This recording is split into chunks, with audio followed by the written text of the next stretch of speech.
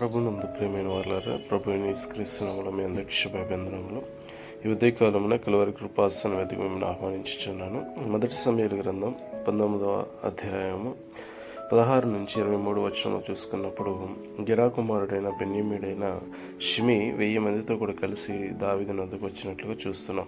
అతని వద్దకు వచ్చి దావీదునకు సాష్టాంగ నమస్కారం చేసి, నేను నీ దృష్టిలో ద్రోహము చేసి ఉన్నాను, ఆ ద్రోహమును నా ఎడల మోపకము. ఆ దినమున మూర్ఖముగా ప్రవర్తించిన దాన్ని జ్ఞాపకం ఉంచుకునవద్దు, మనసును ఉంచుకునవద్దు. నేను పాపం చేసేదనని నాకు తెలిసినది కనుక యోసేపు వారందరితో కూడా నా ఏలిన వాడవగు రాజువగు నిన్ను ఎదుర్కొంటకి నేను ముందుగా వచ్చినానని చెప్పినప్పుడు, అభిషేక్ దేవుని చేత అభిషేకించబడిన వారిని శపించిన నీకు మరణము కలుగును అని చెప్పినప్పుడు, సెరూయా కుమారులారా, మీకును నాకు ఏం పొందు? ఇట్టి సమయంలో మీరు నాకు విరోధులగుదురా? ఇశ్రాయేలు వారిలో ఎవరైనా ఈ దినమున మరణశిక్ష పొందుదురా? ఇప్పుడు నేను ఇశ్రాయేలు వారి మీద రాజునైతున్న సంగతి నాకు తెలిసి ఉన్నది అని చెప్పి ప్రమాణం చేసి, నీకు మరణశిక్ష విధింపనని షిమీతో సెలవిచ్చినట్లు చూస్తున్నాం. ఆమేన్.